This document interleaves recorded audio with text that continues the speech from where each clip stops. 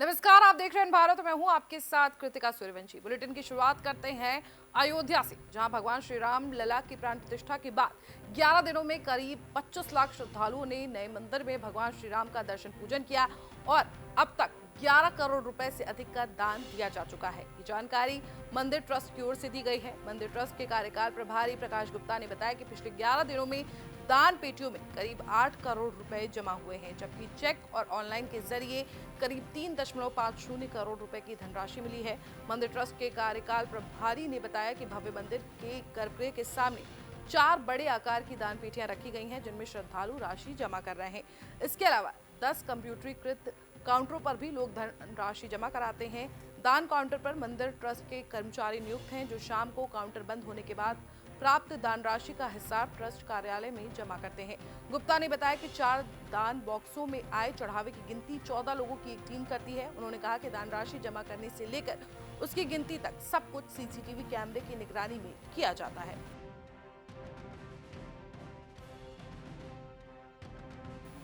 आज से उत्तर प्रदेश विधानमंडल का बजट सत्र शुरू हो चुका है। इस बजट सत्र में योगी सरकार अयोध्या में श्री राम लला की प्राण प्रतिष्ठा समारोह को सफल बनाने और धार्मिक पर्यटन के क्षेत्र में उपलब्धियों को बखान के साथ शुरू करना चाहेगी। वित्त मंत्री सुरेश खन्ना विधानसभा में 5 फरवरी को वित्तीय वर्ष 2024-25 का बजट प्रस्ताव पेश करेंगे। विधानमंडल का बजट सत्र शुक्रवार को राज्यपाल के अभिभाषण से शुरू होगा। बजट सत्र के 12 फरवरी तक चलने के आसार हैं। इस दौरान सरकार 5 फरवरी को बजट प्रस्ताव सदन के पटल पर रखेगी। विधानसभा अध्यक्ष सतीश महाना ने सर्वदलीय बैठक में सभी दलों के नेताओं से सदन में सहयोग की अपील की, जिसे सर्वसम्मति से स्वीकार कर दिया गया। महाना ने कहा कि सदन में कोरम पूरा होगा और देर रात तक भी सदन को संचालित किया जाएगा। इससे अधिक सदस्यों को सदन में अपनी बात रखने का अवसर मिलेगा। इस मौके पर मुख्यमंत्री योगी आदित्यनाथ ने सर्वदलीय नेताओं का स्वागत करते हुए कहा कि सभी सदस्य विधानसभा अध्यक्ष के नेतृत्व में अयोध्या दर्शन का कार्यक्रम तय कर ले। यूपी का बजट चुनाव की दृष्टि से प्रभावी और महत्वपूर्ण है। सदन देर रात 11 से लेकर 12 बजे तक चले, जिससे क्षेत्र की जनता ये समझ सके कि उनके द्वारा चुना गया जनप्रतिनिधि उनकी समस्याओं को प्रभावी तरह से सदन में बताते। सदन में जो भी भाषण हो वो संसदीय मर्यादा के अनुरूप हो। देश के सबसे बड़े राज्य के आय व्यय की चर्चा हम सब साल 2024 के प्रथम सत्र में करने जा रहे हैं, जो संसदीय मर्यादाओं के अनुरूप होगा।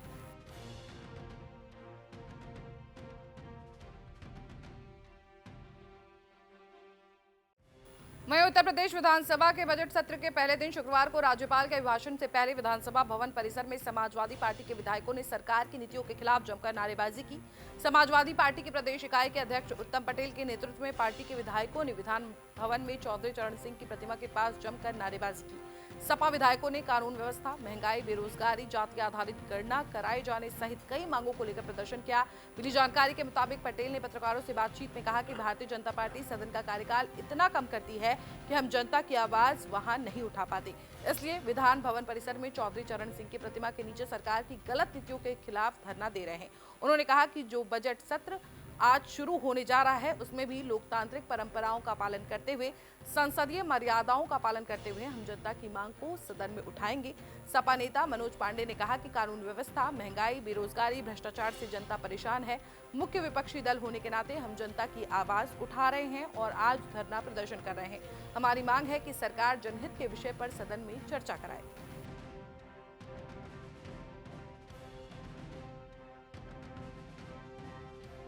वहीं ज्ञान व्यापी मस्जिद स्थित व्यास जी के तहखाने में कोर्ट के आदेश के बाद शुरू हुई पूजा पाठ के बाद जहां एक और अंजुमन इंतजामिया कमेटी की तरफ से शुक्रवार को बनारस बंद का ऐलान किया गया है, तो वहीं आज जुमे की नमाज को देखते हुए सुरक्षा भी चाक चौबंद कर दी गई है। बता दें कि ज्ञान व्यापी मस्जिद और काशी विश्वनाथ इलाके को छावनी में तब्दील कर दिया गया है। पूरे वाराणसी में हाई अलर्ट है और 3 जिलों की फोर्स भी बुला ली गई है। उधर व्यास जी के तहखाने में पूजा पाठ के विरोध में मस्जिद इंतजामिया कमेटी की तरफ से आज मुस्लिम इलाकों में बाजार बंद रखने की अपील की गई है। मस्जिद इंतजामिया कमेटी की तरफ से कहा गया है कि लोग आज दुकानें बंद रखें और शांतिपूर्वक अपने इलाकों में नमाज पढ़ें। बनारस बंद के ऐलान को देखते हुए पुलिस भी पूरी तरह चौकन्नी हो गई है। गुरुवार को फोर्स ने फ्लैग मार्च भी किया। इसके साथ ही 3 कंपनी पीएसी, आरएएफ के साथ गाजीपुर, चंदौली और जौनपुर की पुलिस फोर्स सुरक्षा में लगा दी गई है, तो वहीं मुस्लिम बाहुल्य इलाकों में विशेष सतर्कता बरती जा रही है। बाहर से आई फोर्स और पीएसी को गश्त के लिए लगाया गया है और अति संवेदनशील इलाकों में आरएएफ की तैनाती की गई है। इसके साथ ही पुलिस अफसरों को निर्देश दिया गया है कि छोटी बड़ी सभी मस्जिदों के बाहर पर्याप्त संख्या में फोर्स की तैनाती सुनिश्चित की जाए। साथ ही ये भी कहा गया है कि किसी भी धार्मिक स्थल के बाहर भीड़ इकट्ठी ना होने पाए। इस बीच व्यास जी तहखाने में पूजा का अधिकार दिए जाने के फैसले के खिलाफ मुस्लिम पक्ष की तरफ से इलाहाबाद हाईकोर्ट में चुनौती दी गई है। इस मामले में आज सुनवाई हो सकती है। हिंदू पक्ष की तरफ से भी कैविएट दाखिल कर दिया गया है कि उनके पक्ष को भी कोर्ट के द्वारा सुना जाए। वहीं इलाहाबाद उच्च न्यायालय ने उत्तर प्रदेश के उप मुख्यमंत्री केशव प्रसाद मौर्य के खिलाफ आपराधिक पुनरीक्षण याचिका पर विचार करने से इनकार कर दिया है। ये याचिका एसीजेएम प्रयागराज के 4 सितंबर 2021 के आदेश को चुनौती देते हुए दायर की गई थी। एसीजेएम प्रयागराज ने चुनावी हलफनामे में और पेट्रोल पंप हासिल करने के लिए कथित फर्जी शैक्षणिक प्रमाण पत्र का उपयोग करने के लिए केशव मौर्य के खिलाफ आपराधिक मामला दर्ज करने की मांग करने वाले आवेदन को खारिज कर दिया था। दिवाकर नाथ त्रिपाठी नाम के व्यक्ति ने याचिका दायर करने में विलंब के लिए क्षमा मांगी थी और गुण के आधार पर इस याचिका पर सुनवाई करने का अनुरोध किया था। मिली जानकारी के मुताबिक न्यायमूर्ति समित गोपाल की अदालत ने याचिका दायर करने में विलंब पर कहा कि विलंब के लिए क्षमा के आवेदन और इसके समर्थन में दाखिल हलफनामे में ऐसा कोई आधार नहीं है जो दर्शाता हो कि याचिकाकर्ता इस मामले को लेकर गंभीर रहा हो। उच्च न्यायालय के समक्ष एसडीएम के आदेश को 327 दिन के विलंब के बाद चुनौती दी गई। अदालत ने कहा कि याचिकाकर्ता विलंब के लिए क्षमा मांगने में दूर दूर तक इसका ठोस कारण प्रदर्शित करने में विफल है।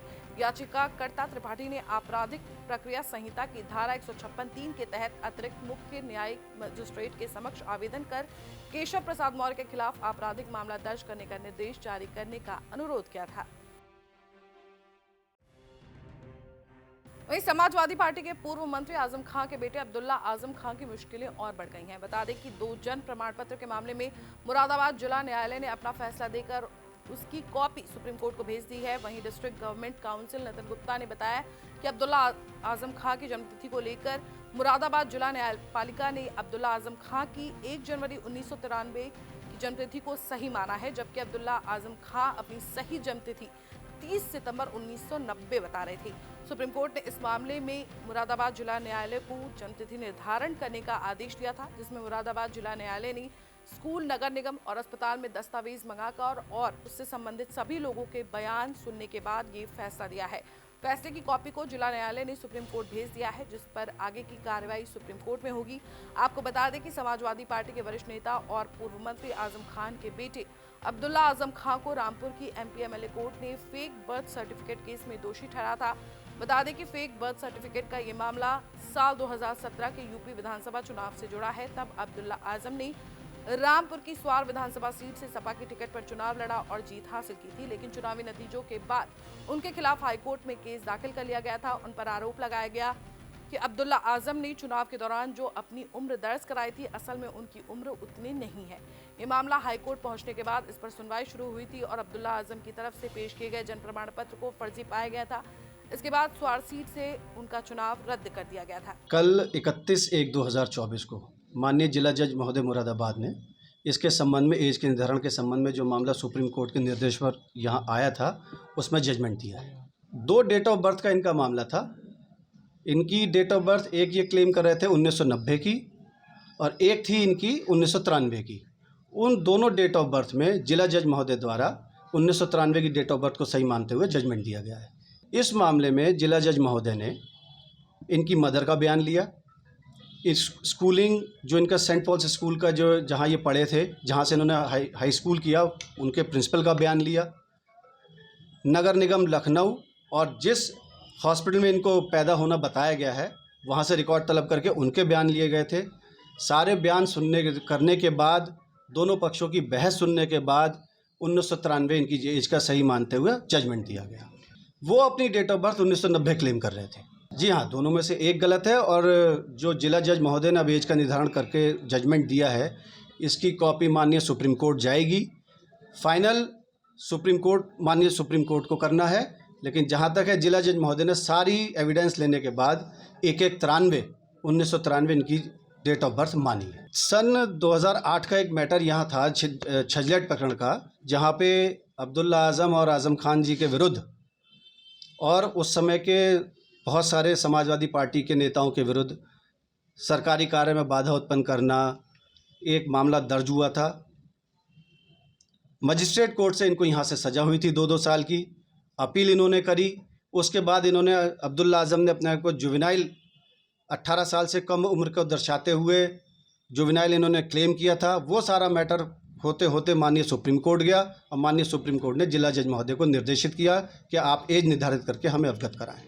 वहीं उत्तर प्रदेश में बलिया जिले के मनियर क्षेत्र में सामूहिक विवाह कार्यक्रम में धांधली के मामले में पुलिस ने 3 सरकारी कर्मचारियों समेत 15 लोगों को गिरफ्तार कर जेल भेज दिया है। मनियर क्षेत्र में 25 जनवरी को हुए मुख्यमंत्री सामूहिक विवाह कार्यक्रम में 568 लोगों के विवाह में धांधली के आरोप में पुलिस ने 3 सरकारी कर्मचारियों समेत 12 दलाल किस्म के लोगों को गिरफ्तार किया है। इनमें मुकदमे में नामजद आरोपी सहायक विकास अधिकारी समाज कल्याण मनियर सुनील यादव के अलावा जांच के दौरान प्रकाश में आए आरोपी सहायक विकास अधिकारी समाज कल्याण ब्लॉक बांसडीह रेवती रविंद्र गुप्ता समेत 12 दलाल किस्म के लोगों के नाम शामिल हैं। सभी को आईपीसी की धारा के तहत गिरफ्तार किया गया है। मिली जानकारी के मुताबिक जिलाधिकारी रविंद्र कुमार ने गुरुवार को स्पष्ट शब्दों में कहा कि भ्रष्टाचार करने वाले चाहे अधिकारी कर्मचारी या कोई भी अन्य हो उसे बख्शा नहीं जाएगा और उस पर कठोर कार्रवाई सुनिश्चित की जाएगी। उन्होंने कहा कि सामूहिक विवाह योजना में भ्रष्टाचार करने वालों पर ऐसी कार्रवाई की जाएगी कि वो जनपद के लिए नजीर बनेगी। आपको बता दें कि 25 जनवरी को मनेर कस्बे में 568 जोड़ों का सामूहिक विवाह का आयोजन किया गया था, जिसमें दुल्हन ने खुद के गले में वरमाला डालकर सरकारी धन के लालच में बिना दूल्हे के ही विवाह करने का वीडियो सोशल मीडिया पर सार्वजनिक किया था। मामले में जिला प्रशासन 20 जिला स्तरीय अधिकारियों की एक टीम बनाकर जांच कर रहा था। प्रारंभिक जांच में सहायक विकास अधिकारी समाज कल्याण मनियर सुनील यादव समेत 8 अपात्र महिलाओं को सूचीबद्ध करते हुए उनके विरुद्ध भारतीय दंड संहिता की धारा के तहत नामजद मुकदमा पंजीकृत किया था, जिसमें से पुलिस ने एक नामजद आरोपी सहायक विकास अधिकारी समाज कल्याण मनियर सुनील यादव को गिरफ्तार किया है।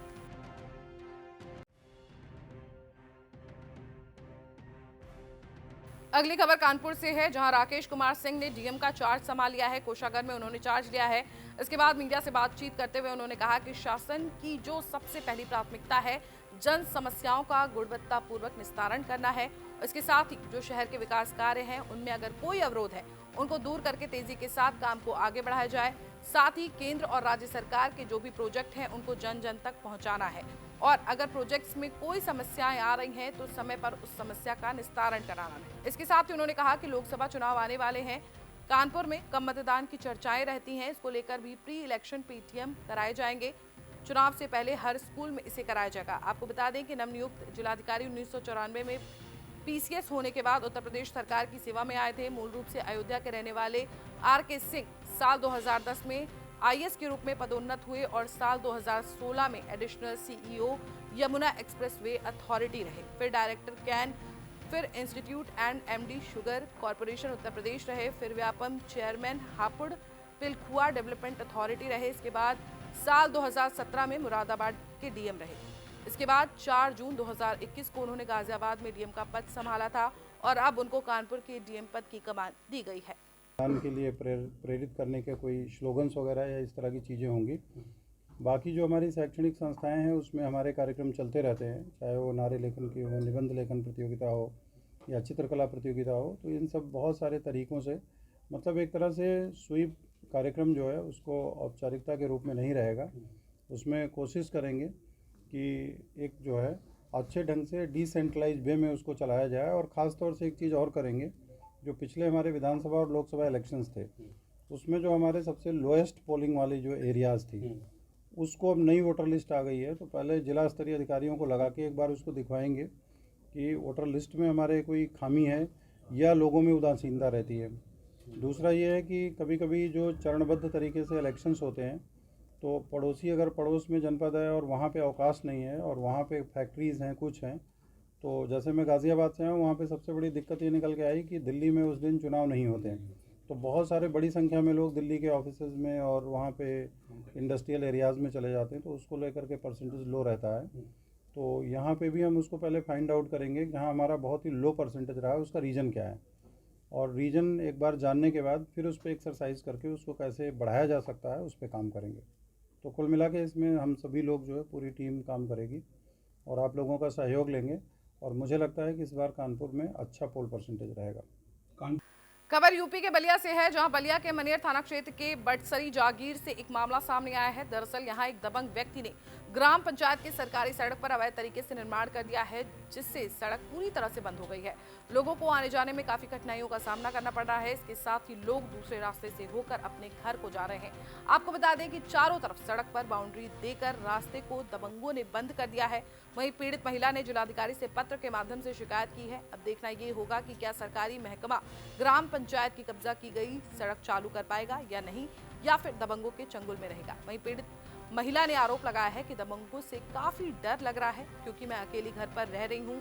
कुछ भी दबंगों की तरफ से मेरे साथ किया जा सकता है। जब ग्राम प्रधान से संपर्क किया गया तो कहना था कि मैं इस मामले में कुछ भी नहीं बोल सकता। सबको थाना पे भी दिए,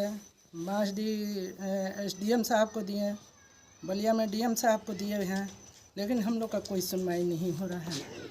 मामला है जो हमारे पटीदार के साथ में है, तो ये बसंत सिंह का जो लड़का है और लड़की है आकर के यहाँ ये घेरवा दिए हैं। दूसरा है जो सरकारी रोड है उन सब जो खरीदे हैं उस पर प्रधान 2.5 लाख का वो सब एथी किए हैं, माटी भी फेंकवाए हैं, खरंजा भी किए हैं। इसके बाद में गेट में ताला भी लग हो गया। उस समय में वहाँ पोस्टर भी लगा था, वो बोर्ड भी लगा था बड़ा सा। इधर से 10 कड़ी का राह आ रहा है, उसको भी बसंत सिंह घेर दिए। रोड को किधरों से आने नहीं दे रहे हैं और उनके बच्चे दोनों के दोनों ये इतना नाजायजी काम कर रहे हैं। हमारे घर के सामने कैमरा लगा रखे हैं, इनके घर कौन आता है नहीं आता है, तो क्या हम माने कैसे जिएंगे। अगली खबर शाहजहांपुर से है, जहां के कांट रोड पर एक पेपर मिल में मजदूर की संदिग्ध परिस्थितियों में मौत हो गई। आपको बता दें कि इसका शव लकड़ी के बुरादे के नीचे दबा मिला, जिसके बाद कर्मचारी परिवार वालों को बिना सूचना दिए शव को एम्बुलेंस में रखवा रहे थे, लेकिन सूचना मिलने के बाद परिजन पेपर मिल गेट पर पहुंच गए और हंगामा शुरू कर दिया। परिवार वालों ने जाम लगाने का प्रयास किया तो SDM सदर और CO सदर मौके पर पहुंच गए और परिवार वालों को मुआवजे का आश्वासन देकर शांत कराया। बताते चले कि कांट थाना क्षेत्र के गांव पिपरौला बंजर निवासी 21 वर्षीय उर्वेश वर्मा पुत्र सालिग्राम वर्मा कांट रोड पर स्थित एक जमौर में पेपर मिल में मजदूरी करता था। सुबह 8 बजे की ड्यूटी चल रही थी। बुधवार की रात 8 बजे काम करने के लिए वो पेपर मिल में गया, लेकिन गुरुवार की सुबह 7 बजे मिल परिसर में मजदूरों ने उर्वेश का शव बुरादे के नीचे दबा देखा। शव मिलने से मिल में अफरा तफरी मच गई और मजदूरों की भीड़ लग गई। इस दौरान मिल प्रबंधक भी मौके पर पहुंच गया और प्राइवेट एम्बुलेंस से जिला अस्पताल भेजने की तैयारी कर रहा था। परिवार वालों को खबर मिलने पर परिवार और गांव वाले पेपर मिल गेट पर पहुंच गए और परिवार वालों ने मिल पर हंगामा शुरू कर दिया। इसके साथ ही परिजनों ने मिल प्रबंधक पर लापरवाही का आरोप भी लगाया। मौके पर पहुंचे दोनों अधिकारियों ने मुआवजा दिलाने का आश्वासन दिलाकर परिवार वालों को समझाया और पुलिस ने शव का पोस्टमार्टम कराया। पोस्टमार्टम रिपोर्ट में सिर में पीछे चोट लगने के कारण मौत का कारण बताया जा रहा है। वहीं प्रभारी निरीक्षक दया शंकर ने बताया कि मामले की जांच की जा रही है। उत्तर प्रदेश में पड़ रही कड़ाके की ठंड के बीच मौसम में बदलाव हुआ है। गुरुवार देर रात कई इलाकों में भारी बारिश और कई जगह हल्की बारिश का सिलसिला जारी रहा। राजधानी लखनऊ समेत अलीगढ़, बहराइच, बुलंदशहर, गौतम बुद्ध नगर, कन्नौज, शाहजहांपुर, मेरठ, हरदोई समेत कई इलाकों में वर्षा रिकॉर्ड दर्ज की गई। बारिश के साथ साथ कई जगहों पर ओले भी गिरे और तेज हवाएं चली। इससे गलन और बढ़ गई है। मौसम विभाग के मुताबिक शुक्रवार और शनिवार को भी राज्य के कई हिस्सों में बारिश होने की संभावना है। मौसम विभाग के मुताबिक प्रदेश के कई इलाकों में घना कोहरा छाया रहेगा। शनिवार और रविवार को फिर से बारिश का दौर जारी रहेगा और कई इलाकों में भारी बारिश होगी। बारिश के साथ साथ तेज हवाएं भी चलेंगी और तापमान में गिरावट आएगी। इसके लिए विभाग ने अलर्ट जारी किया है। वहीं 3 से 5 फरवरी के बीच सतही हवाओं का रुख पछुआ होगा। बारिश की वजह से किसानों को काफी राहत मिलेगी। कृषि विशेषज्ञों के अनुसार सर्दियों के दिनों में होने वाली बूंदाबांदी से रबी फसलों को बहुत फायदा होता है। विभाग के मुताबिक अगले कुछ दिनों तक ऐसा ही मौसम देखने की संभावना है। मेरे साथ इस बुलेटिन में इतना ही। देश और दुनिया की तमाम बड़ी खबरों के लिए देखते रहिए N भारत।